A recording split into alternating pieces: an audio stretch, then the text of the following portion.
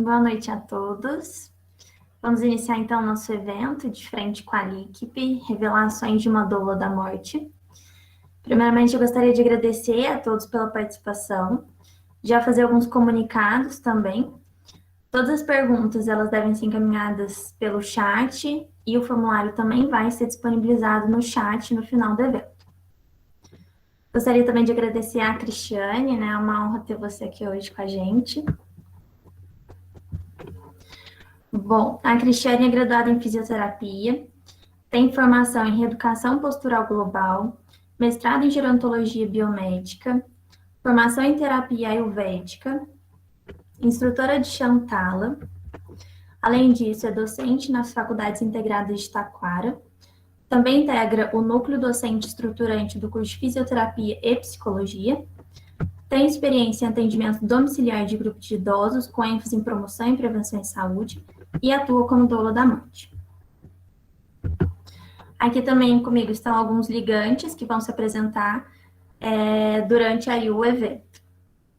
Para começar, a gente fez uma enquete lá no nosso Instagram, perguntando quem conhecia, né, a doula da morte, o trabalho, e 46 pessoas responderam, e delas 42 não sabiam o que é. Então, eu já gostaria de começar perguntando para a Cristiane o que é uma doula da morte. Boa noite, é um prazer estar com vocês aqui. Eu me sinto honrada de vocês terem me convidado para falar sobre um tema que, conforme a pesquisa de vocês mostrou, que é uma novidade no mercado, é uma novidade de atuação, e eu diria que é uma novidade de visão do cuidado, em que a gente pode oferecer para os pacientes em processo de finitude e morte. Doula da morte. A gente está acostumado a ouvir o termo doula relacionado ao nascimento, né? E o doula vem do grego, que quer dizer mulher que serve, que são as pessoas que colaboravam para a hora do nascimento, pessoas que ajudavam a parturiente na hora de nascer.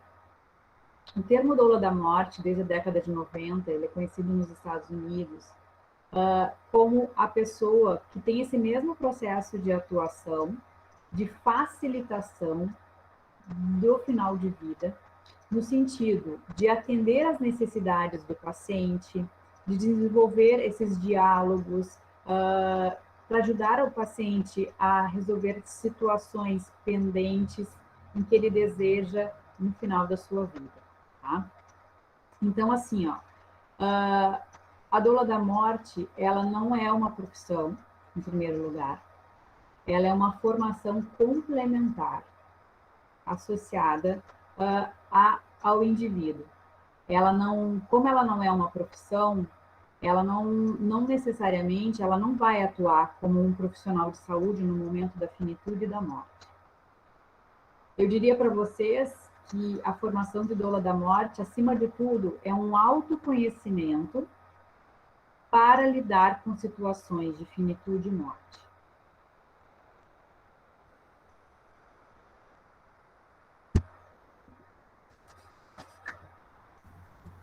Podemos então passar para a próxima pergunta.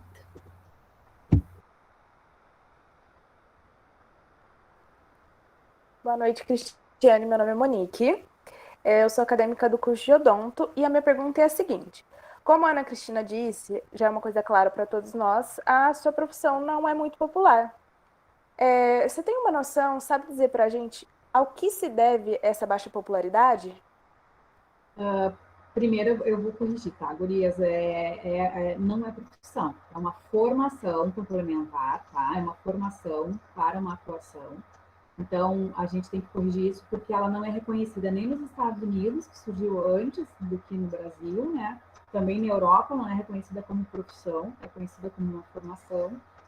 E aqui no Brasil, que é desde 2009 que tem, com o primeiro curso pelo Amor Terceiro. O Amor Terceiro é o único curso do Brasil que faz essa formação, né? Aqui de Porto Alegre também. Em relação à popularidade, eu usaria o termo de reconhecimento, de conhecimento da área, né? Porque ainda, além de ser muito novo, não há um entendimento da atividade de ser doula da morte no momento de finitude de morte. A gente está falando de uma atuação, de uma atividade em que, no Brasil, é muito recente olhar a qualidade de morte das pessoas. No Brasil, a gente não olha a qualidade de morte, a gente vê os índices quando tem pesquisas do Economist avaliando a qualidade de morte no mundo, o Brasil é sempre muito mal colocado. E isso é de fundamental importância, é uma cultura nova de nós pensarmos nessa qualificação de final de vida. Essa virada demográfica, e eu sou da área da gerontologia, não sou da área do paliativismo, mas eu acho que as duas casam muito bem sempre. Essa virada demográfica, ela exige que a gente pense num processo de envelhecimento, num processo de final de vida e num processo de morte. Porque a gente tem que pensar numa qualidade de vida diretamente relacionada com uma qualidade de morte. Então, assim, o que a gente faz para que essa popularidade, esse reconhecimento, esse conhecimento dessa atuação aconteça, é nós discutirmos, é fazer justamente isso que vocês estão propondo. Discutirmos acerca de como qualificar um processo de finitude e morte das pessoas. Automaticamente, a qualidade de vida. Isso é um processo intrínseco, um ao outro, né? Boa noite, Cristiane. Meu nome é Josiane, eu sou aluna de farmácia e eu queria saber por que você escolheu atuar como uma doula da morte? O que te levou a esses caminhos? Josiane, eu sou fisioterapeuta há 21 anos. Então, coloca 21 anos mais 5 de faculdade, são 26 anos. E nesses 26 anos, eu comecei a atuar, e desde a minha formação, desde o momento da universidade, eu sempre brinco, o paciente de fisioterapia não morria naquela época. Ninguém falava e ninguém abordou durante a minha formação os processos de finitude e morte. Então, a gente não sabia lidar. Quando eu me formei e comecei a prática clínica, comecei os atendimentos, começaram a surgir as questões de acompanhamento de pacientes, e eu sempre atendi muito a domicílio. E esses pacientes tinham casos graves e morriam. Eu atendia muito a domicílio e em ILPIs. O que acontecia? A domicílio, suspendiam os tratamentos, ou o paciente era hospitalizado e começava uma discanase. E a qualidade de vida e de atendimento daquelas pessoas ficavam barrados e ficavam limitados. Em LPIs, o que acontece? Acontecia, né? Hoje isso acontece menos. O paciente que estava em processo de finitude de morte, também suspenso muito dos seus processos terapêuticos que poderiam oferecer qualidade nesse momento, um deles a fisioterapia, eram colocados em quarto dos fundos, quarto dos cantos. Também em UTI, os pacientes que estavam prestes a morrer também eram deslocados para os cantos, para aquelas áreas estratégicas de menos visibilidade. E a gente tendo condições de oferecer uma qualidade e não conseguia, por não ter uma atuação, não poder ter essa atuação ativa. Então, isso me incomodava muito e eu comecei a pensar o que eu poderia fazer para qualificar e poder estar presente nesses momentos, porque a gente sabe que os estudos mostram, vários estudos mostram a importância de uma presença, a importância do toque, a importância da fala, a importância da escuta em momentos de pessoas que têm doenças que ameaçam a vida, doenças graves, ou pessoas que sentem a iminência da morte, e não tinha uma formação clara para que eu pudesse atuar como fisioterapeuta nessas áreas. Então, assim, quando me convidaram para ser professora também do curso de doula da morte, disse agora é a oportunidade da gente conseguir trazer para o Brasil o que já tem nos Estados Unidos, o que já tem na Europa, dessas formações complementares, e a gente poder atuar, mesmo que de forma indireta, nessa qualificação de processo de morte dos pacientes. Então, assim, foi isso que me fez. O que me fez procurar o curso de formação e estudar a fundo foi não ter tido nada na minha formação a respeito dessa área e ver a necessidade na prática clínica diária, como qualificar isso para os pacientes. Obrigada. Boa noite, Cristiane. Tudo bem? Boa noite. Meu nome é Marcelo, sou acadêmico do curso de enfermagem. E eu gostaria de saber alguma experiência durante esse tempo como doula da morte que marcou muito essa fase e como ela impactou tanto na sua vida profissional quanto na sua vida pessoal. Marcelo, eu vou te dizer que eu sou obrigada a contar o primeiro caso que eu me vi doula da morte, que foi em 2005, 2006, em que eu atendi uma paciente que ela era solteira e era uma sobrinha que cuidava ela estava numa ILPI. E nessas conversas, durante o atendimento, ela dizia: eu tenho muito medo de morrer. E eu dizia para ela: mas por que medo de morrer? Ah, porque eu não tenho ninguém, eu tenho medo de morrer. Eu disse: não precisa ter medo de morrer. E ela sempre brincava: se tu me diz que não precisa ter medo de morrer, eu vou morrer contigo. Eu disse: tudo bem, eu não tenho medo de morrer, não tenho medo da morte, pode morrer nas minhas mãos. E a gente brincou isso, eu vou te dizer que por um ano ela sempre tocava nesse assunto, ela queria a segurança de que eu estaria com ela naquele processo final. E ela tinha um enfisema muito grave, e no inverno aqui muito chuvoso, ela começou a fazer um quadro infeccioso, de infecção respiratória muito grave, e ela já, e nessa LPI, eles liberavam o horário de atendimento, e eu comecei a atendê-la 2 vezes por dia, tamanho era a gravidade do seu quadro. E ela dizia: eu vou morrer contigo. Eu digo: não tem problema, a senhora pode morrer comigo. E eu lembro que ela ficou num quadro grave, a enfermeira me mandou uma mensagem à noite, era 11 e pouco da noite, assim: ela tá perguntando por ti o tempo inteiro. Eu digo: tudo bem, amanhã às 7 horas da manhã eu estarei aí atendendo ela. E quando eu cheguei, eu perguntei: como é que foi o quadro clínico? Ela: tá estável, ficou estável depois que eu te falei e tal. Ok, tudo bem. Quando eu cheguei, eu lembro até hoje do olhar dela. Ela me olhou com um olhar que sorriu, o olhar, e naquele momento eu entendi: ela vai morrer hoje. Ela não conseguia falar, porque a mãe era de dispneia, ela estava usando oxigênio. Mas com o olhar, sabe aquele olhar quando te recebe?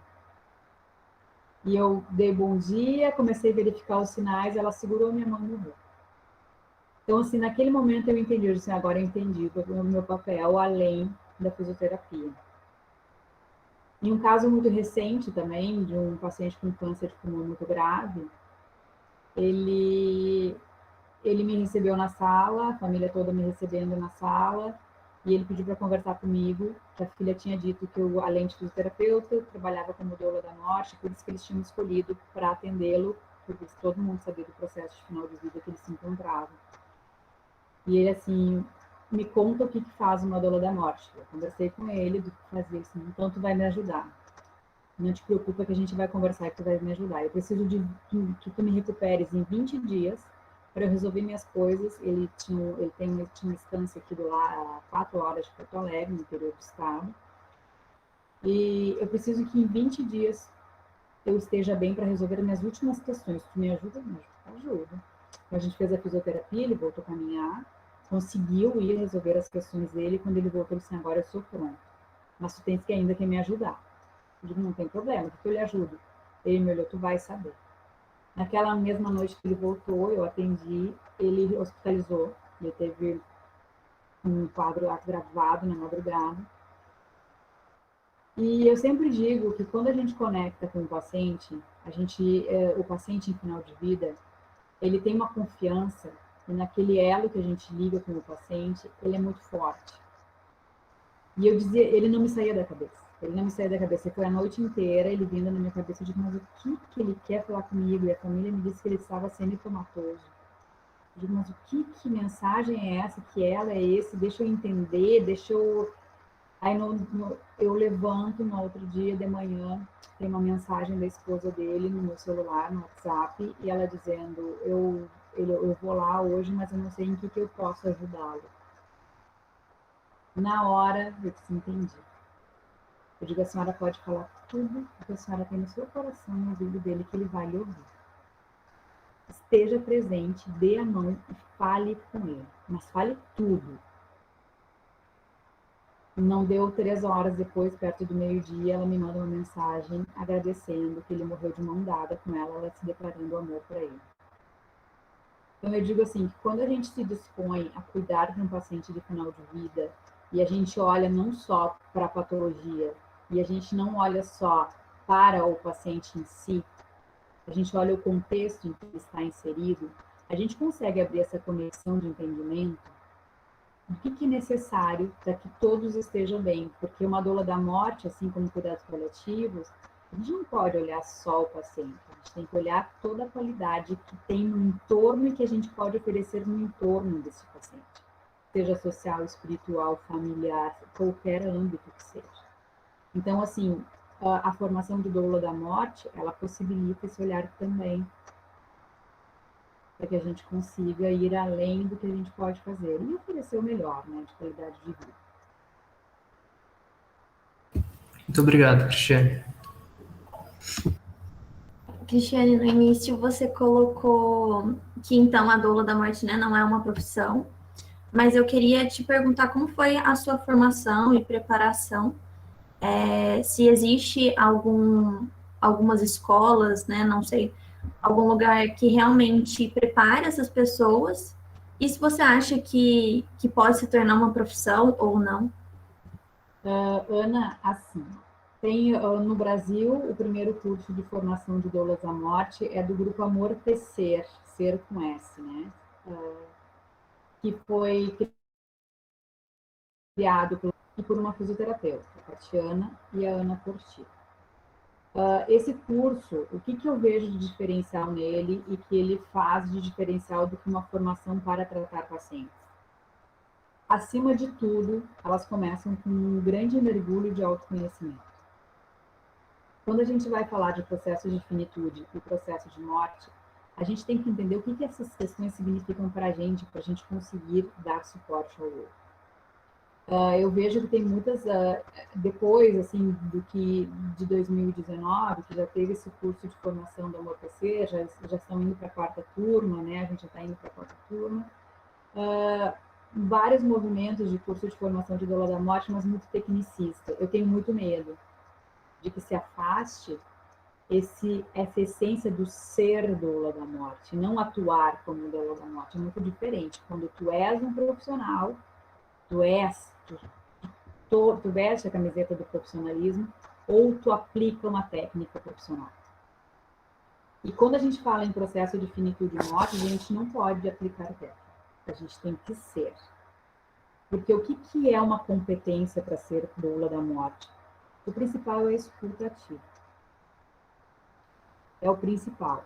A gente tem que ser uma presença com escuta ativa e ter uma relação horizontal com essa pessoa. É a humanização. E esses são os critérios básicos para que tenha a formação de doula da morte, tá? Além de tudo, eu diria que para a gente conseguir entender o que é ser uma doula da morte, a gente tem que ter um critério de abertura a experiências.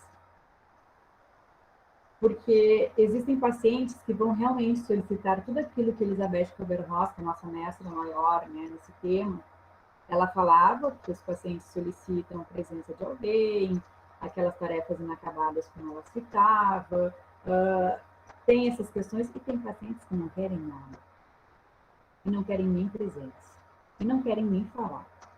E a gente tem que entender que isso também é atuar. Esse respeito é atuar.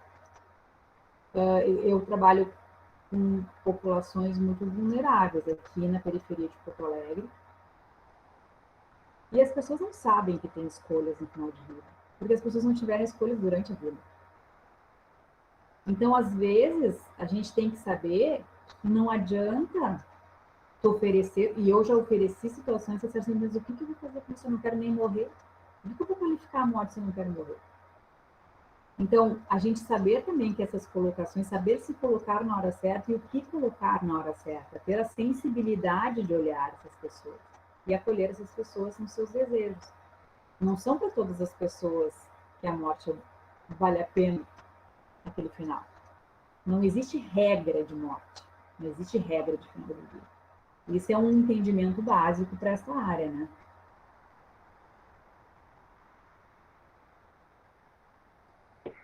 Boa noite, Cris. Boa noite, pessoal. Está sendo incrível saber um pouco, conhecer um pouco da sua história, da sua experiência sobre ser a doula, né? E a gente vive, né, um momento de hospitalização da morte, né? Talvez esteja melhorando, caminhando a passos lentos, e você colocou um pouco da sua atuação nas ILPIs e em domicílio. E aí eu queria que você contasse para a gente sobre quais são os ambientes que uma doula pode atuar, né? Além desse que você colocou, se no ambiente hospitalar como que funciona, se é bem aceito, bem visto, que não sei se é a palavra certa, mas se puder comentar um pouco sobre isso. Uma doula da morte, ela não faz parte ela não é uma profissional da saúde, tá? E nem substitui nenhum profissional da saúde. E isso fique bem claro, né? Uma doula da morte, se eu não tiver a formação, eu fui como fisioterapeuta fazer para agregar conhecimento à minha atuação.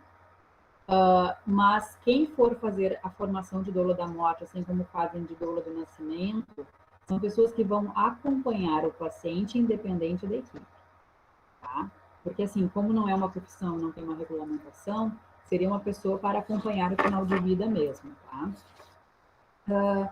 Onde pode atuar uma doula da morte? Eu desejo, e é uma ideia do curso do Amortecer, que é muito claro, que as meninas sempre deixam claro e discutem também, que mais do que esse ser doula da morte junto à beira do leito, ou nos atendimentos domiciliares, né, do paciente, é uma educação para a morte. É educar as pessoas a lidarem com a morte. Então, onde pode atuar? Gente, uma pedagoga de pré-escola deveria fazer a formação de doula da morte para poder lidar com as perdas do avô, do dindo, dos pais, porque as crianças perdem entes queridos. Professores, líderes sociais. Hoje, o que a gente vê nesse momento de pandemia, né? Muitas comunidades perdendo suas pessoas, e a gente tem os líderes comunitários que são grandes gerenciadores da comunidade, se souberem lidar com isso, como facilita o processo de luto das pessoas, o entendimento e acolhimento no momento da morte. Uma doula da morte pode fazer esse papel de acolhimento, né? Não substitui o profissional psicólogo, de fundamental importância quando o luto tem que ser tratado com psicólogo, mas o fato de ser ouvido, o fato de ser uma presença, isso alivia um processo de dor de perda, né? E isso é importante. Outro lugar que eu vejo de uma grande valia e importância são empresas.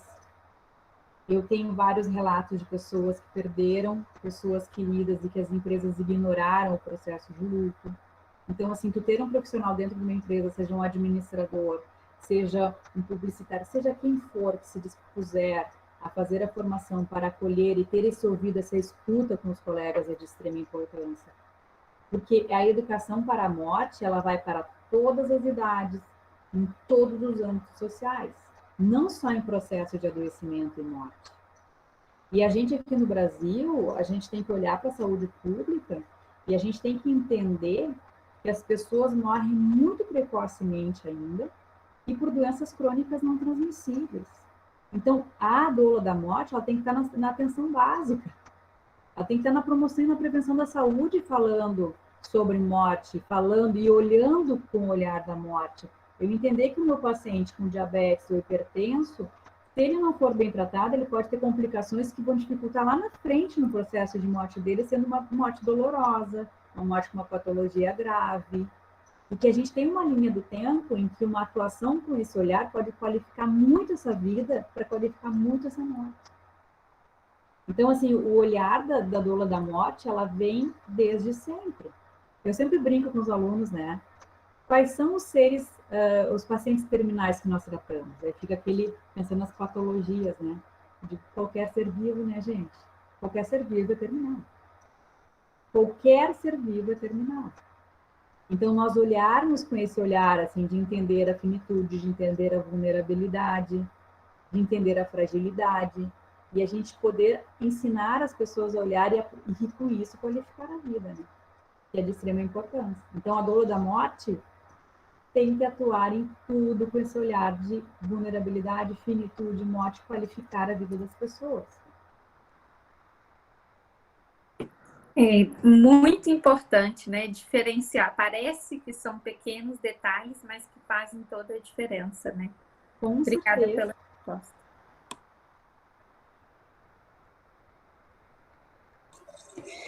Boa noite, Cristiane.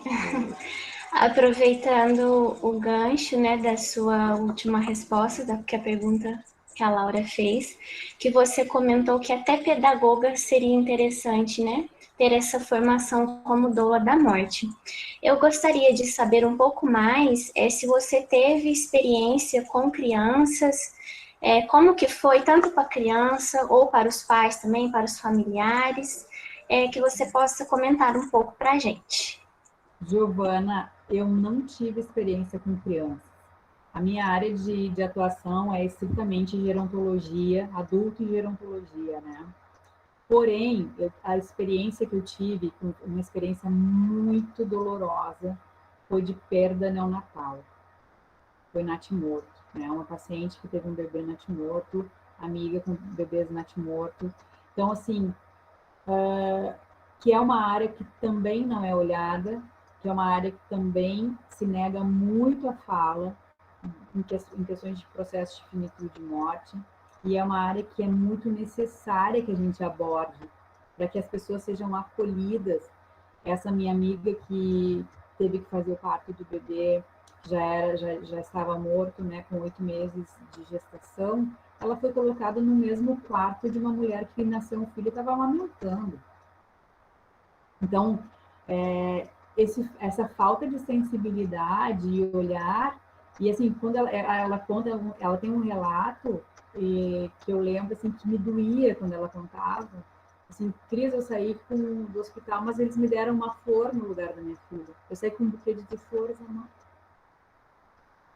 Mas eu queria minha filha. E não deixaram ela olhar e preparar o corpo da criança.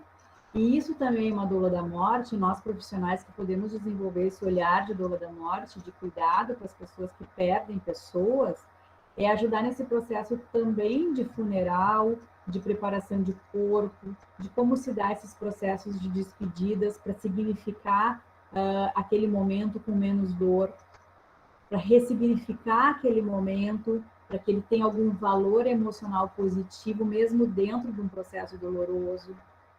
A gente saber das possibilidades, né? A maioria das mães não consegue se despedir dos bebês. Eles são colocados nas câmeras frias e não se despedem. Então, assim, isso é outra questão que nós temos que nos deter também nas questões sociais. E da mesma forma, os pacientes idosos.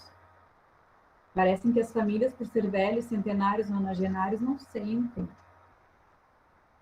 Sentem sim, as pessoas perdem entes queridos. Assim, eu estava velhinho, né?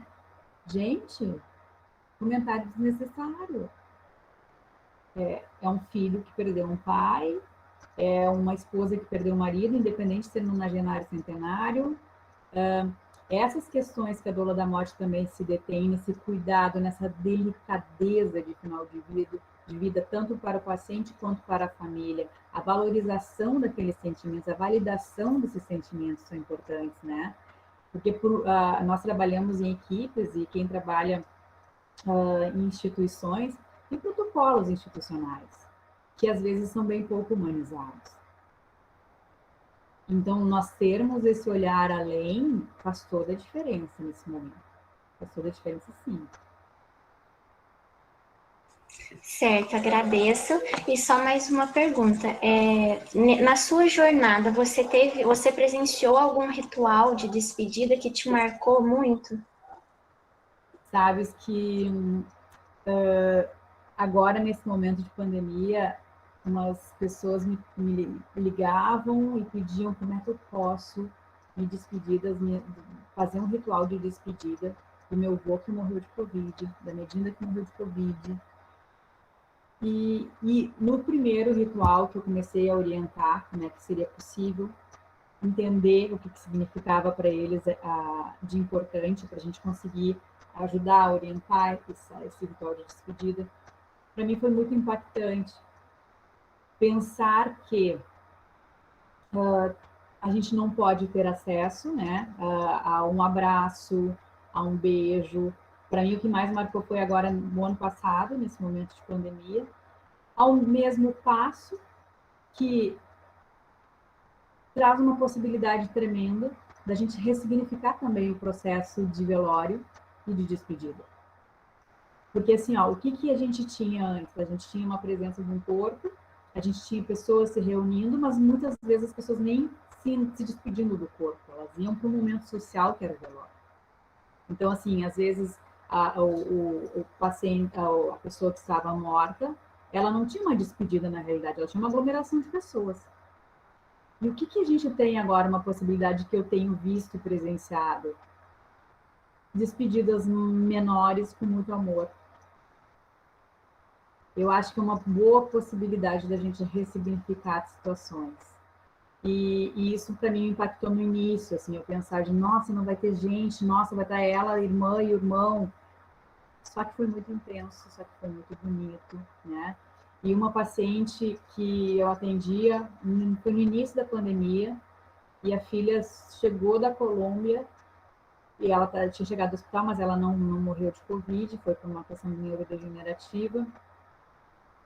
E a filha não chegou a pegar a mãe viva, e chegou, a mãe tinha recém-morrido, falecido naquela madrugada. Então ela me ligou para agradecer os atendimentos e tal, e eu disse para ela, tu já pensaste em ressignificar a morte da tua mãe e tal? Ela disse, não sei nem como faz, eu digo, eu vou te levar aí umas coisas. Aí o Amortecer, esse grupo, as meninas criaram rituais de despedida, kits de rituais de despedida. Eu levei para ela um papel, carta, que tem sementes. Eu disse para ela, aqui tu vai escrever tudo que tu gostaria de ter falado com a tua mãe, no momento que tu chegaste, tu vai escrever tudo nessa carta aqui. Aí tu vai pegar esse vasinho, eu dei para ela um vasinho com terra, tu vai enterrar. E tu vai levar para o coluna. E vai regando.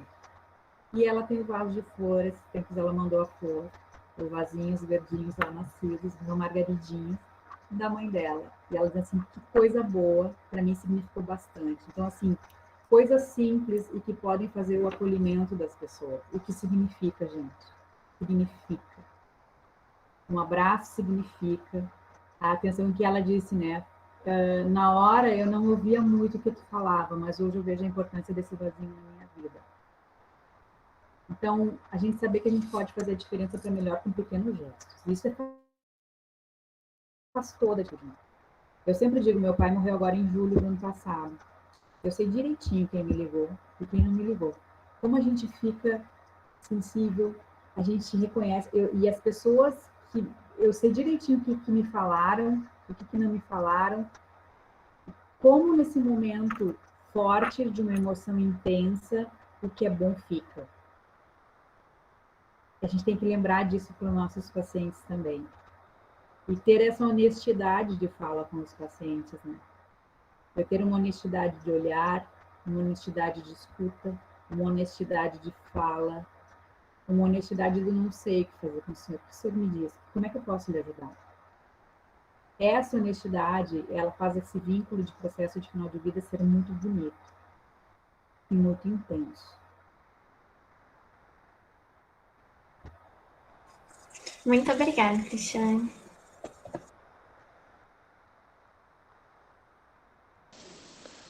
Olá, Cristiane, boa noite. Sou o Lucas, sou estudante de fisioterapia, faço parte aqui da Liga.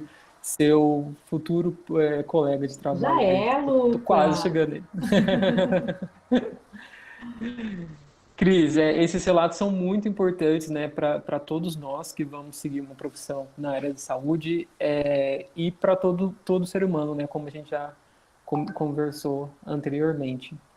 E eu concordo que o caminho para tudo isso é a educação. O projeto do Det Café, ele é muito importante nesse sentido, né, de levar essa discussão sobre a morte, diminuir esse tabu. E a gente está aqui com o nosso Det Café, que ainda é um bebezinho. E aí vocês têm também o Det Café de Porto Alegre. Cris, queria que você falasse um pouquinho para quem não conhece ainda o Det Café, o que é um Det Café, qual é a proposta, e complementa falando para a gente o que essa sua formação como doula ajuda nessa relação com o Det Café, nas discussões, essa relação, por favor. O Det Café de vocês pode ser pequenininho, mas não de menor importância, porque desde que tem um Det Café, eu acho que as cidades já são abençoadas, né? Cidades que já se dispõem a isso. Assim. Então, o Descafé ele é um projeto social, justamente como o Lucas citou, que é um espaço onde as pessoas podem falar sobre morte, pensar sobre a morte, trocar ideias sobre a morte, a respeito da morte, sem tabus. E a proposta é muito legal, porque é uma proposta em que se fala isso relacionada com um cafezinho, com um bolinho, é um momento descontraído, justamente para sair desse padrão denso, né, que todo mundo pensa que é falar da morte, para que as pessoas consigam verbalizar e manifestar o que sentem em relação à morte, o que pensam em relação à morte. Aqui em Porto Alegre a gente tem desde 2017, então a gente teve muito encontro presencial, a gente fazia a cada mês, depois passou a cada 2 meses por questões profissionais minhas, sou eu e a Natália Friso, que é uma psicóloga, nós tocamos o Descafé desde o início. E é um momento muito importante, onde pessoas com diferentes culturas, diferentes visões, diferentes anseios vêm para falar de uma coisa que é certa na vida de todo mundo, que é a morte, né?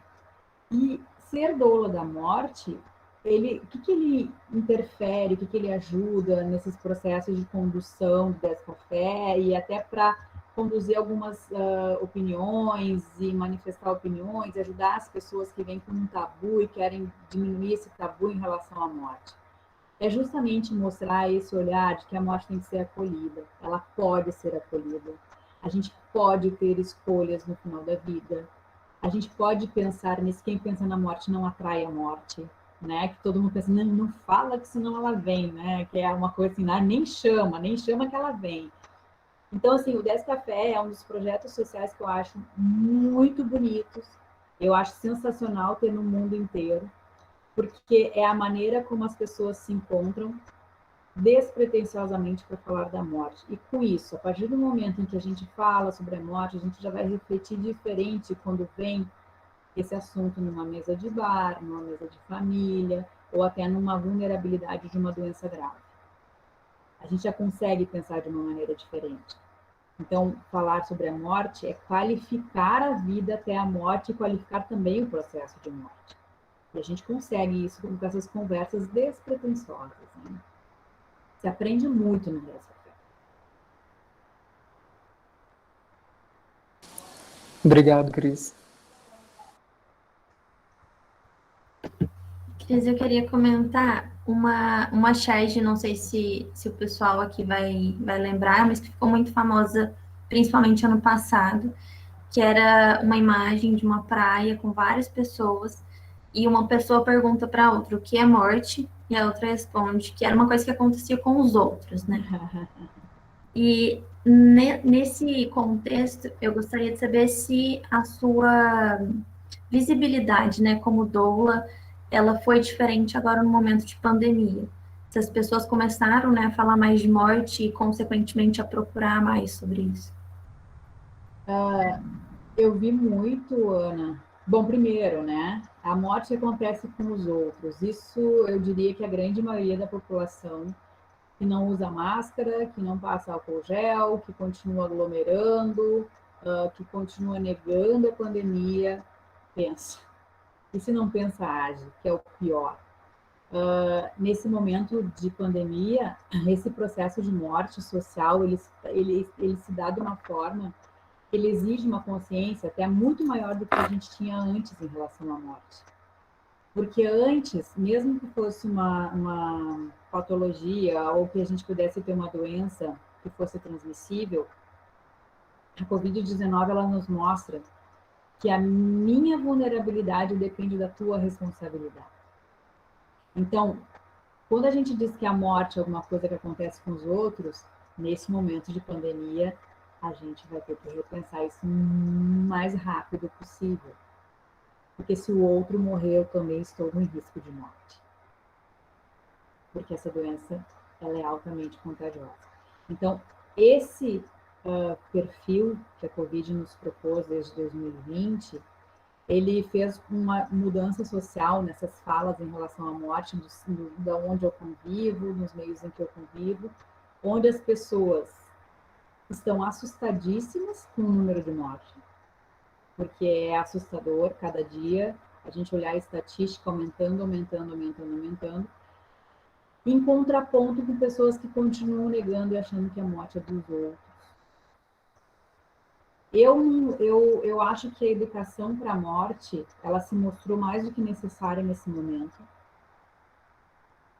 E uma educação para a morte que antes a gente fazia, agora ela vai ter que ser com uma responsabilidade social ainda maior. E quando a gente tem uma doença altamente contagiosa, a gente não vai pensar só na morte da gente, a gente tem que pensar na morte de um coletivo. Eu não tenho o direito de te colocar em risco na vulnerabilidade de morte que nós temos naturalmente, mas eu potencializar a tua. Então, quando a gente negar a morte, eu vou estar colocando a tua vida em risco.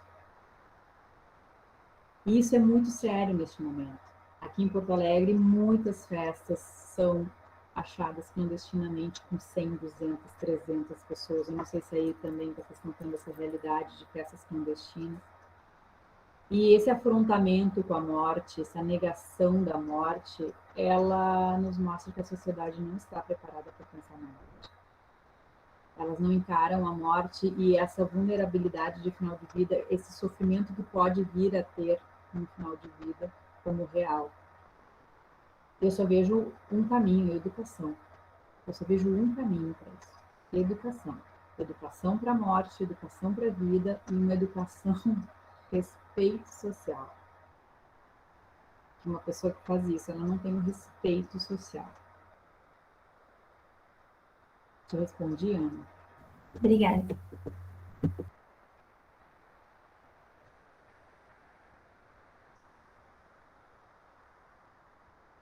A gente pode passar para a próxima do Lucas.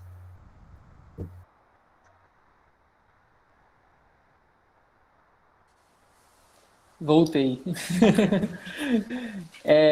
Como a nossa liga, né, é uma liga voltada para os cuidados paliativos, Cris, para a gente é bem óbvio, né, a relação da formação da doula com os cuidados paliativos, mas para quem não conhece muito, está chegando agora, conta um pouquinho para a gente qual que é essa relação dos cuidados paliativos e com a formação de doula da morte. A doula no Brasil, ela é muito relacionada com cuidados paliativos, né? Mas eu vou dizer para vocês, e como foi a resposta que eu acho que eu dei, não sei se foi para a Laura, para a Giovana, é que muda as bolinhas aqui, eu perco a noção do nome. Da área de atuação da doula da morte, tá? Os cuidados paliativos com a doula da morte, ele tem uma relação direta de qualificação desse processo de final de vida. Porque normalmente os pacientes que chegam nos cuidados paliativos são para qualificar a vida, para oferecer melhores condições de vida para esse paciente. Ao contrário do que a maioria da população acha que cuidado paliativo é a pessoa que vai morrer. Muito pelo contrário, eu acho que são ótimas condições de vida até a pessoa morrer, assim como todas as pessoas que procuram qualquer serviço de saúde, né?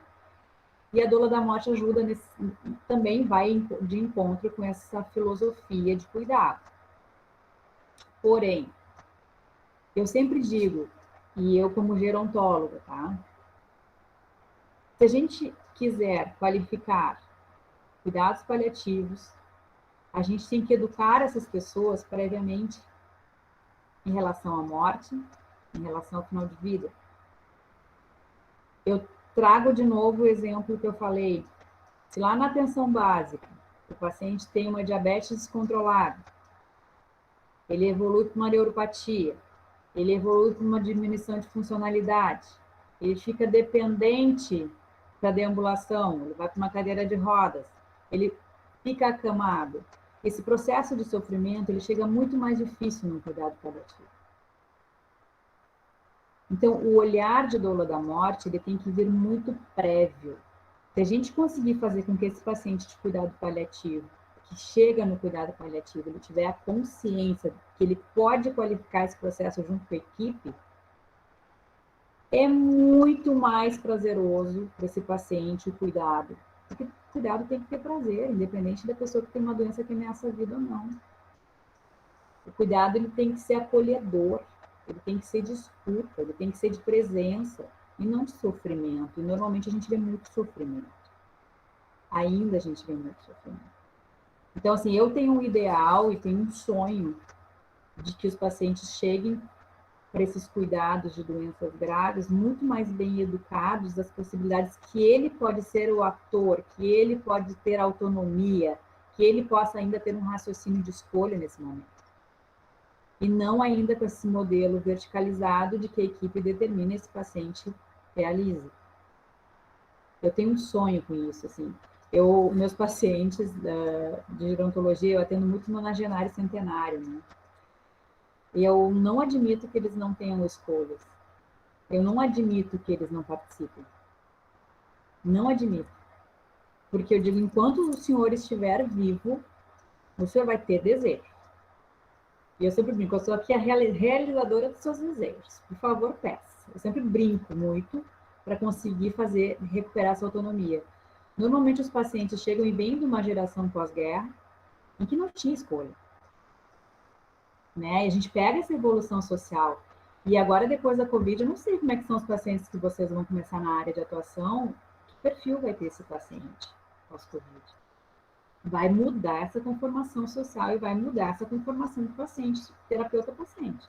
Isso é certo. Agora, para onde a gente vai, eu ainda não sei. Mas que a gente tenha uma filosofia de que vamos horizontalizar um pouco mais essas relações. Ter essa escuta que uma doula da morte, que um paliativista faz, que toda a equipe de atenção básica consiga oferecer isso. Esse é o nosso ideal, né? Esse é o nosso ideal.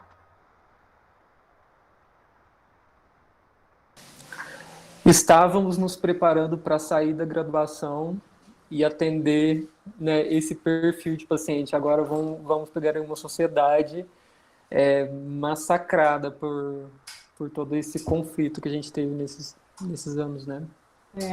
E ainda assim, né, Lucas, nesse perfil agora de pandemia, o que nós vimos, né?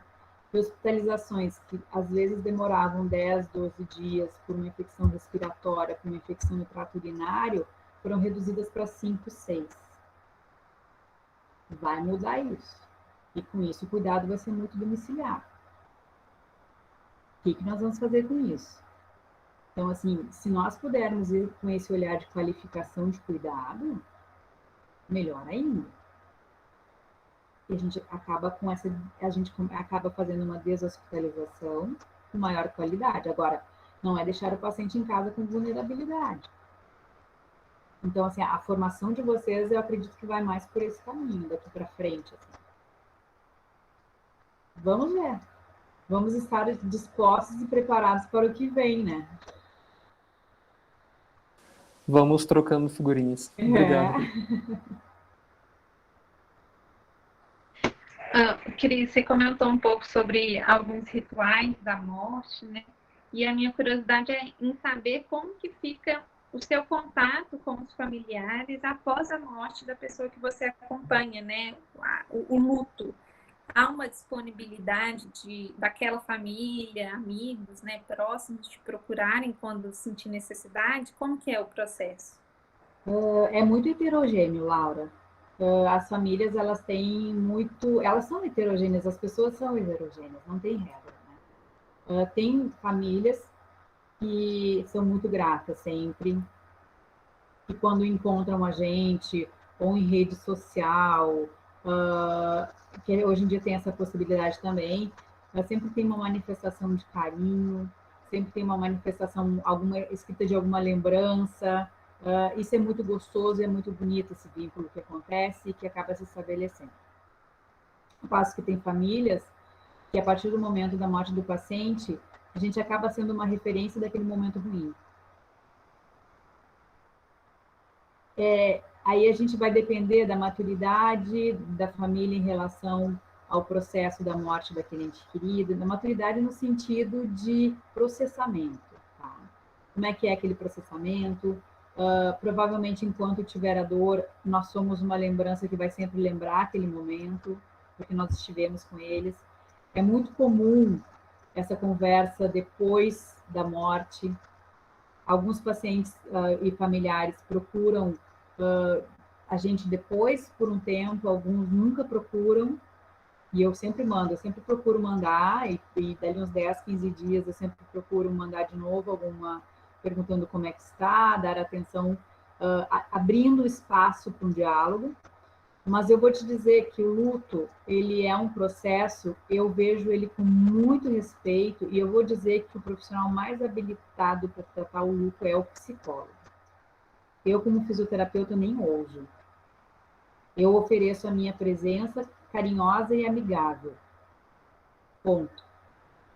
Eu não sei tratar luto, e quando eu percebo que o luto ele está se dando de uma forma muito dolorosa, muito sofrida, eu sempre sugiro um psicólogo. Os psicólogos são excelentes.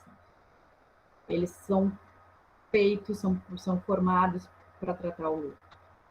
Então, o luto ele tem que ser olhado. O luto tem que ser acolhido de uma maneira muito séria e importante para desenvolver essa vida. Eu sempre faço uma analogia, né? Sou especialista em saúde pública, que aqui no Brasil a gente tem um desenho que eu amo muito, que são dos determinantes sociais de saúde, né? Então, a gente tem que se basear nas escolhas de vida, olhando os tratamentos dos pacientes, baseando em determinantes sociais de saúde, trabalho, moradia, renda. E o luto, ele afeta em todos os determinantes sociais de saúde, se esse luto não for bem tratado. A pessoa vai ter um menor rendimento profissional, ela corre risco de perder o emprego, a produção social dela, a convivência social, ela também é prejudicada, o raciocínio mais ainda, a afetividade. Então, o luto ele tem que ser olhado de uma maneira como saúde, com todos os determinantes, sim, porque o impacto é muito grande. Essas questões que nós hoje na pandemia estamos vendo, assim, muito, muito fortes, as questões de perda de empregos, redução de salário, essa vulnerabilidade que as pessoas estão em relação a não ter o que comer, né? Isso é uma consequência desse grande número de mortes que a gente está tendo. Tem famílias que o chefe de família faleceu e a renda era só daquela pessoa. Eu conheço aqui vários, Porto Alegre, Grande Porto Alegre, que estão vivendo esse luto, um luto que aumentou a vulnerabilidade e que todas as condições de vida estão numa balança nesse momento, por uma morte. Então, a morte ela tem um espectro muito além do que uma pessoa morta na família. A morte ela vai atingir todo o espectro social, afetivo, religioso dessa família. Então, assim, o luto tem que ser tratado. E eu sempre digo, mesmo que as pessoas não tenham financeiramente condições de pagar um psicólogo, procurem as universidades, as clínicas, escolas oferecem por preços acessíveis. A gente sempre tentar encaminhar essas pessoas para algum olhar, nem que seja uma ou duas vezes, se as pessoas se dispuserem, vá, olhe, seja olhada por um profissional. E aí a importância daquilo que você falou, da educação, da informação, né, da gente orientar para essas pessoas, olha, tem uma saída, existe um cuidado, né, a ser disponibilizado. E, Laura, a gente ter esse olhar desde a formação, né? Porque esse olhar ele vai refinando conforme nós vamos desenvolvendo essas capacidades de percepção do todo. E a gente poder refinar esse olhar, a gente olhar e ver que aquele olhar daquela pessoa está muito além do que a perda do ente querido, ele tem uma preocupação além. Existe uma nuvem ali que não está encaixando com a morte, ela vai além da morte. Será que é pagar o aluguel? Será que é ter o que comer? Será que é o filho que vai para a escola? A gente conseguir olhar o contexto. Isso faz toda a diferença. Faz toda a diferença mesmo. E eu vou dizer para vocês que não faz diferença só para quem a gente vai ajudar, faz diferença para a gente quando a gente consegue olhar isso. Eu digo que a gente que se dispõe a ajudar dessa forma, eu não sei se eu não deveria pagar por cada vez que eu ajudo, porque a gente ganha tanto, não tem preço que pague. Eu sempre digo que é a mega cena da virada. A gente tem que estar sempre ganhando uma mega cena da virada. A gente ganha umas 3, 4 por ano, então eu não tenho a menor dúvida.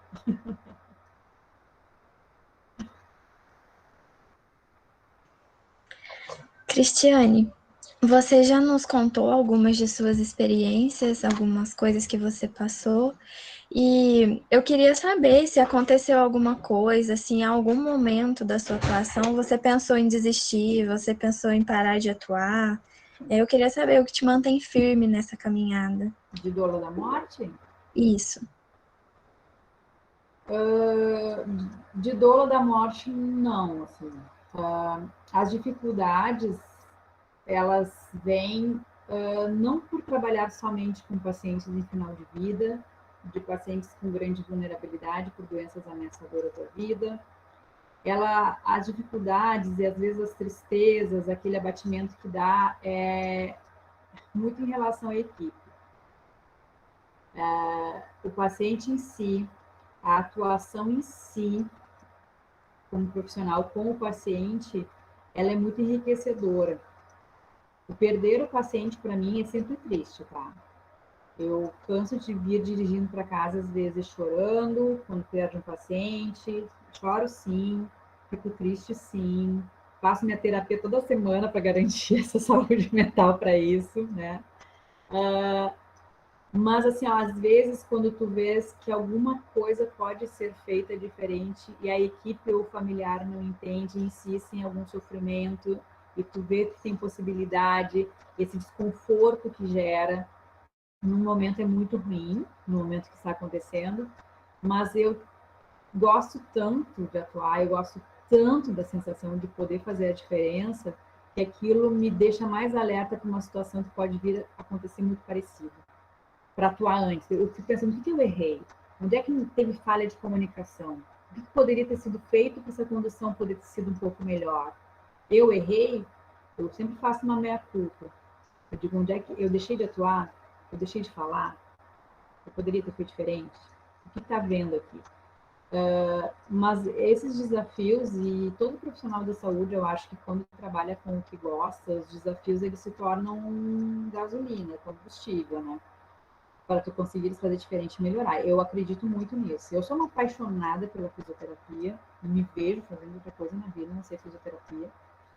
E então, atuar no processo de finitude e morte com a fisioterapia me faz acreditar que qualifico a vida das pessoas como eu gostaria. Então, isso me deixa mais tranquila, mas sofro sim, tá? Não é morando com chantilly, não. Imagino mesmo. Obrigada. E, Cris, você comentou no início que você atende grupos mais vulneráveis, né, aí na sua cidade. Eu queria que você contasse um pouquinho qual é esse grupo, né, e como eles têm acesso, né, ao seu trabalho. Eu morava numa cidade aqui da Grande Porto Alegre, que é uma cidade das mais violentas da Grande Porto Alegre, por ser uma cidade dormitório de uma classe econômica bem baixa. Quando eu me formei, eu trabalhei num plano de saúde que oferecia um programa de gerenciamento de casos, era bem isso lá em 1999, 98, 99, que já falava em deshospitalização, e esse plano tinha uma linha de frente, assim, era top dessa deshospitalização e evitar a rehospitalização dos pacientes beneficiários desse plano. E ninguém queria atender na Grande Porto Alegre, e eu recém-formada tu toca tudo, né? E eu comecei a ir, e ali eu me apaixonei pela saúde pública, por isso que eu fui fazer a especialização em saúde pública, porque é a experiência até hoje mais bonita da minha vida, porque a gente pega pessoas com vulnerabilidade econômica e a gente tem que olhar, gente, para esses determinantes sociais de saúde. Quando tem uma vulnerabilidade econômica, as pessoas se alimentam mal, as pessoas vivem em uma sociedade mais violenta, as pessoas acabam não podendo qualificar uma educação, acabam tendo uma condição de vida não tão qualificada. E o processo de adoecimento ele pode se fazer muito mais presente de uma condição harmoniosa e ideal de preservação da vida. Então, classes mais baixas, a gente consegue ver uma maior vulnerabilidade de vida, né? Então, a gente encontra pessoas com muito mais problemas de saúde. E eu vou atrás de pessoas que tenham, principalmente, questões de funcionalidade, que é a minha área da fisioterapia. O que a gente vê ali? Primeiro, não existe equipe nesses lugares. As equipes, por mais que tenha o Melhor em Casa, por mais que o SUS ofereça, as UBSs dessa região onde eu atuo, elas não têm equipes multiprofissionais que façam esse alinhamento horizontal de olhar e mapeamento das pessoas. Eu trabalhei durante 8 anos nesse plano, aí depois eu fui fazer outras coisas na minha vida, só que a comunidade continua fazendo parte da minha vida, porque eu tenho um projeto meu, que é sempre atender 1 ou 2 pessoas de graça na minha vida. E eles sabem disso. E eu deixo claro que eles podem contar comigo para isso. E eu continuo indo. O que a gente vê, Ana? As pessoas não conhecem cuidados paliativos. Os paliativos não chegam nessas comunidades. E a gente tem que levar um conhecimento de qualidade de vida e qualidade de morte, independente do paliativismo, para a sociedade. E é uma oportunidade de educar as pessoas para que elas olhem a atenção básica como uma condição de vida fundamental, a prevenção. Nós temos o nosso SUS, a Nacional de Atenção Básica, de excelência para o mundo. E nós não nos dispomos a tratar ele no dia a dia com as pessoas. Isso é muito engraçado aqui no Brasil. Eu tive uma experiência fora e eu vi assim, gente, o Brasil ele tem um Programa Nacional de Atenção Básica de excelência que evita com que as mortes sejam trágicas, podendo evitar mortes dolorosas ou grandes hospitalizações no momento de morte, e não atua fortemente, e a população não acredita fortemente numa promoção e prevenção de saúde. Eu não consigo entender qual é essa falta de comunicação de educação básica para a saúde. Não consigo entender, sinceramente. Então, assim, nessas populações, o que eu aproveito? A fisioterapia ela é muito ligada ao movimento, né? Então, assim, as pessoas chamam para funcionalidade. E nesses momentos, eu vou abordando questões de importância para a vida, de qualificação para a vida. Quando surgem esses assuntos em relação à morte, aos processos de finitude, eu não perco a oportunidade. E isso é uma coisa que a doula da morte, que a formação de doula da morte nos dá, o ouvido atento, a escuta ativa atenta. Porque se um paciente disser para ti, eu tenho medo de morrer, e tu diz para ele, bobagem, tu não vai morrer tão cedo, pode estar fechando uma grande porta de uma educação para a morte. A gente pode perguntar para ele assim, como assim medo de morrer? Eu tenho medo de morrer, eu tenho medo de levar um tiro, eu tenho uma... Mas por que o senhor acha que isso pode acontecer? E as coisas vão acontecendo. E a porta fica aberta e tu vai conseguindo educar, tu vai conseguindo conversar, vai conseguindo contar que tem possibilidades, independente do nível econômico. E essas pessoas começam a ter melhores escolhas, começam a ter mais amor para a vida, ter a escuta de que tem prevenção. A gente tem que trabalhar com promoção e prevenção para ter uma morte boa. Tem que trabalhar, tem uma linha direta de promoção e prevenção em saúde para uma morte menos dolorosa. Eu vejo uma linha reta muito grande.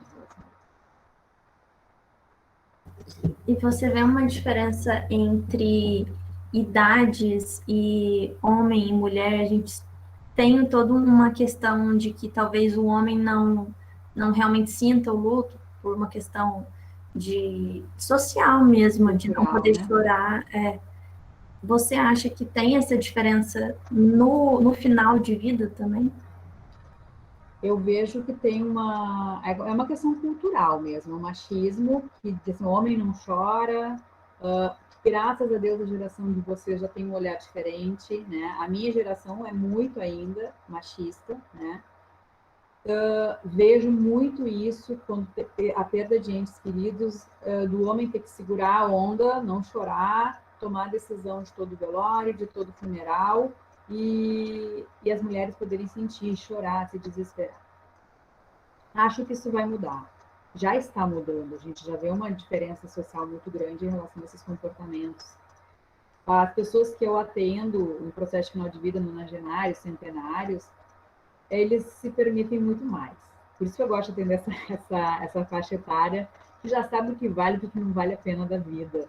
Tem coisas assim, as bobagens que a gente tem numa vida adulta de pudores, de algumas questões que a gente faz porque a sociedade dita e não porque a gente realmente quer, não ouve a voz da nossa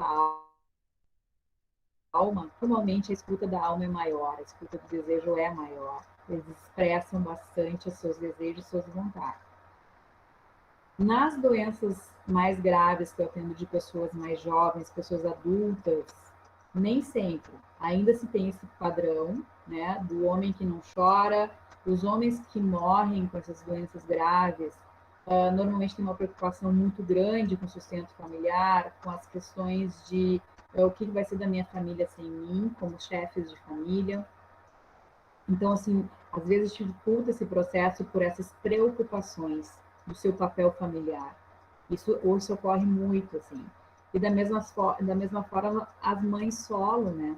A gente pega bastante gente aqui no Rio Grande do Sul, tem muito câncer de mama, e tem muita mãe solo, que a grande preocupação é o que vai ser do meu filho, quem vai sustentar o meu filho. E a gente poder ajudar esses olhares, ver pessoas de confiança, ver essa organização nesse processo de final de vida ajuda muito para esse processo de finitude e morte. A gente conseguir chamar a família para pensar junto, isso ajuda muito esse processo de finitude e morte. Eu acho que tem uma pergunta do chat, se a Monique quiser falar pra gente, por favor. Sim, a Renata está perguntando aqui no chat, ela está querendo saber como que funciona a procura pela sua atuação. Renata, eu não atuo, eu vou dizer para vocês que eu nunca fui procurada só por ser doula da morte, a não ser nesse momento de pandemia, para a organização de despedida. As pessoas me procuram como fisioterapeuta e doula da morte. Um acesso maior para mim se dá, e até pela pergunta que vocês fizeram no início, né, da baixa popularidade, as pessoas ainda não conhecem a atuação de uma doula da morte.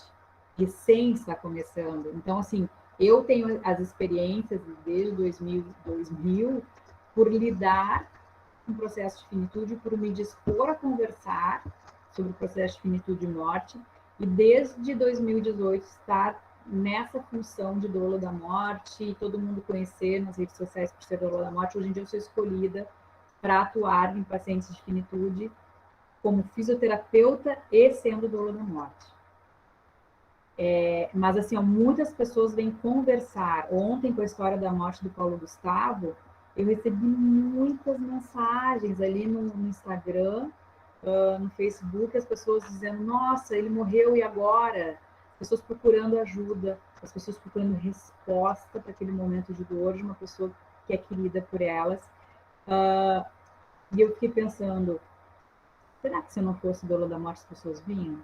Não viriam. Né? Procurar bom, vamos ver o que a doula da morte fala nesse momento de dor. Eu li nessas entrelinhas essas perguntas e essa procura. Então, assim, aqui no Brasil a gente ainda tem, Renata, que divulgar essa atuação. Em Portugal já tem bastante, nos Estados Unidos já tem bastante, mesmo não sendo regulamentadas essas profissões lá, mas a atuação ela é muito mais presente na sociedade do que aqui no Brasil. Aqui no Brasil está começando desde 2019. Mas já temos, da formação de doula da morte e do amortecer, já tem doula da morte trabalhando em cemitério, já tem doula da morte trabalhando em equipe de atendimento domiciliar, eu dentro das universidades, que eu acho fundamental, desde a formação a gente abrir esse olhar, né, dos futuros profissionais. Já tem doula da morte trabalhando em equipe de psicologia. Então,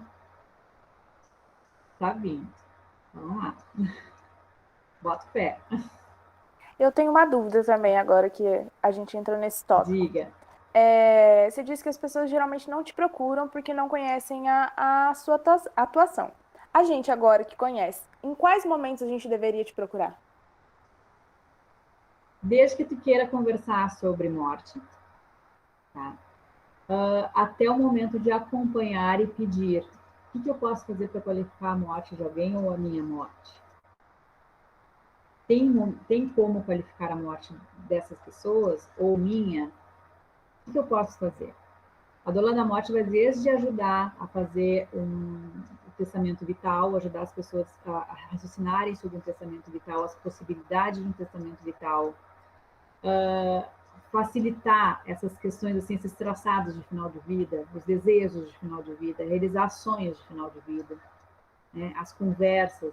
Eu gosto muito do termo da Elizabeth Kubler-Ross, as tarefas inacabadas, a gente ajudar esses pacientes a resolver algumas questões que os incomodam e que são passíveis de resolução.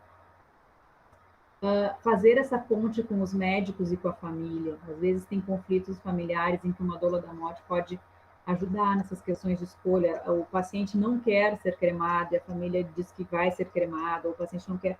A gente conseguir mostrar outros ângulos dessas discussões, por ter mais afinidade com o tema morte. Então, assim, às vezes as famílias, e nesses momentos de final de vida, é muito comum a desorganização do sistema familiar. Então, assim, a doula da morte entrar como um expoente de conciliação neste momento para as tomadas de decisões. Isso é muito importante, né? Estar presente nos últimos dias do paciente. Muitos familiares têm muito sofrimento por ver o seu paciente, seu parente morrer. Uma doula da morte poder estar ali. Eu vou dizer para vocês que o índice de natalidade no Brasil está caindo muito. Nós temos essa virada demográfica de idosos, mas agora o índice de natalidade caiu muito. Eu não tenho filhos e não sou casada. Quem vai segurar a minha mão no final de vida? E nós vamos ter muitas essas questões aqui para frente, com essa queda de natalidade. É como a Europa está vivendo agora. E o Brasil vai começar agora a cair a natalidade. Tem a virada demográfica porque nós temos muito mais velhos que jovens atualmente. E agora a tendência é aumentar. Então, a gente vai ter que pensar sobre isso. Assim como falavam que nós íamos ter que ter muitos cuidadores de idosos, e hoje a gente está vendo, a gente tem muito mais idosos e não tem qualificação de cuidadores. Da mesma forma, final de vida. Eu sou uma grande levantadora de bandeira que todo cuidador de idoso deveria ter formação de doula da morte. Porque eu canso de ouvir nas residências, tomara que não morra no meu plantão. Gente, morrer. Se tiver que morrer, vai morrer. Né? Então, assim, isso é muito importante, que a gente comece a levantar essas questões, a fazerem as formações para terem qualificação para lidar com este momento de final de vida. Isso é de extrema importância. Muito importante mesmo, assim. E esse apoio logístico após o falecimento também é um papel da doula da morte, tá? No apoio logístico nesse sentido mesmo de organização, do funeral. Às vezes, assim, agora eu atendo uma paciente que as duas filhas moram nos Estados Unidos, estão com as cuidadoras, comigo de fisioterapeuta e a doutora com ela. Nós vamos ter que, qualquer coisa que acontecer, nós vamos ter que ter um olhar de acolhimento. E os filhos não podem vir por causa de Covid, a mãe baixou de Covid, saiu do hospital completamente debilitada, está nas nossas mãos. Então, assim, quem não tem o olhar de doula da morte tem um pouco mais de dificuldade de lidar com esse processo, eu tenho certeza disso, porque eu já fui não doula da morte. Hoje, sendo doula da morte, tem um olhar diferente. Inclusive para ajudar a equipe a lidar com o momento de final de vida. E assim, né, os pacientes criam vínculos com determinados expoentes da equipe. Nem sempre com o médico, nem sempre com o enfermeiro, nem sempre com o cuidador. São afinidades. Quem se dispõe a ouvir, quem se dispõe a olhar além, os pacientes sempre sabem. Eles sempre sabem com quem contar naquele momento. Então, assim, que todos nós tenhamos a disponibilidade se formos os escolhidos pelos pacientes. E podermos oferecer isso se formos escolhidos pelos pacientes. Faz toda a diferença.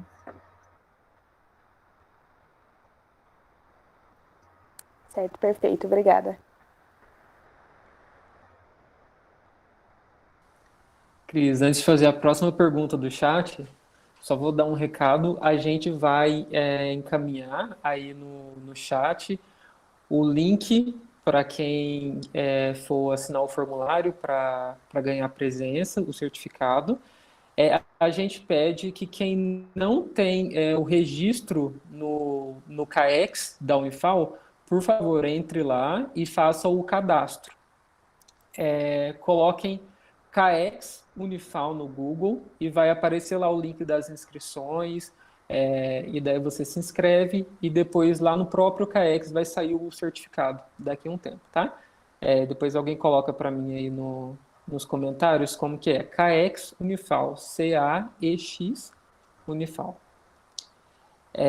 Cris, a gente tem uma pergunta aqui, eu acho que, será que é uma aluna? Valéria Mello. Ela disse assim, gostaria que a professora falasse da técnica Latanas. Não sei se é assim que pronuncia. É a Latana. Latanas. É que assim, ó, quando eu comecei a tratar somente pacientes terminais, aquele incômodo que me dava sobre a atuação do fisioterapeuta e por que nós éramos retirados da equipe neste momento, porque assim, parecia que se o paciente não tivesse uma condição respiratória em que precisasse ser mobilizado ou aspirado, ou não tinha necessidade do fisioterapeuta na equipe, nem para uma mobilidade geral do paciente. Às vezes tinha esse olhar, e isso foi me incomodando muito. E tinha uma paciente que eu fui atender, ela era muito idosa, com proeminências ósseas muito salientes, já uma hipertonia, já peguei ela com um quadro de padrão flexor hipertônico, onde qualquer mobilidade era muito dolorida, e eu já era instrutora de Shantala, já tinha formação em Ayurveda. Eu lembro que eu sentei na frente da paciente, assim, fiquei olhando, de meu Deus, como é que eu posso ajudar essa criatura a sentir menos dor, mas a mobilidade mínima, de qualquer mobilidade articular, também dá dor nela. E eu lembro que eu tinha as coisas da Shantala ali comigo, eu digo uma massagem, né? Massagem, eu vou aplicar a Shantala, se faz bem para criança, vai fazer bem para adulto, e eu vou tentar adaptar a Shantala para ela. Essa foi a primeira. Eu me lembro que no final do atendimento, ela não estava toda estendida, porque era impossível, mas ela estava solta. Eu disse, nossa, é aí o caminho para esses pacientes em terminalidade que a gente vê que a fisioterapia às vezes não causa tanto bem-estar como deveria.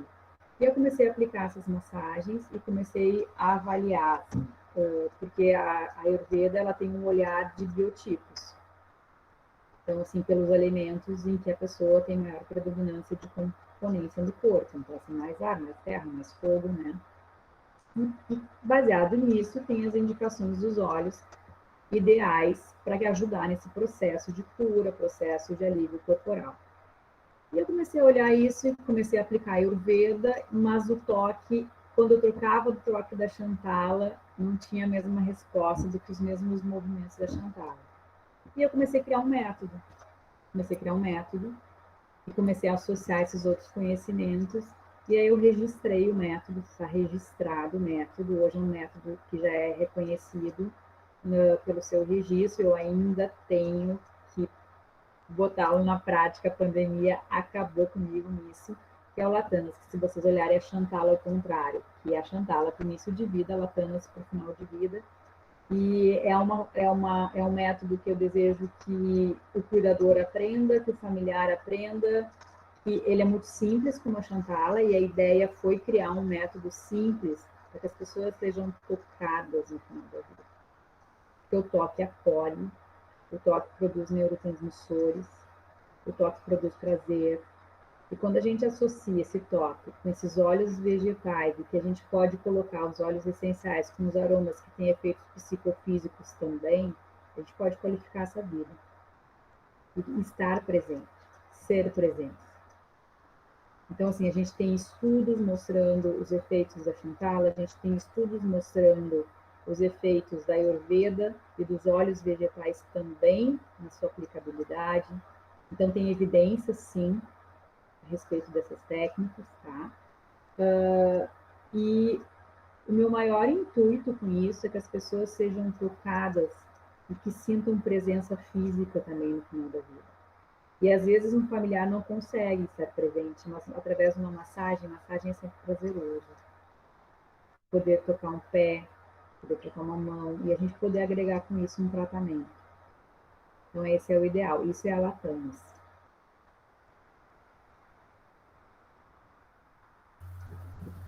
Bom, se a gente não tiver mais perguntas no chat, eu acho que a gente pode começar a encerrar, infelizmente. Você tem que me levar presencialmente, e agora vocês têm uma obrigação comigo. Ah, conhecer Alfenas, e vocês têm que vir para Porto Alegre, a gente pode fazer essa troca. Com certeza. Vai ser uma honra. Vem sim, Cris. Participa também do nosso Neto Café. Isso. Quando é que vai ser o próximo, Lucas? A gente ainda não tem a próxima data, mas a gente vai publicar lá no grupo. Eu lembro que o último que vocês fizeram foi durante a semana. E eu estava atendendo. E eu olhei e disse, puxa, não vou poder ir. Teve até alguém que já participou do Dead Café que mandou um abraço para você lá no chat do YouTube. Não vou saber te falar o nome agora. Ai, vou gente pedir pro pessoal querida. conseguir, mas te mandaram um abraço.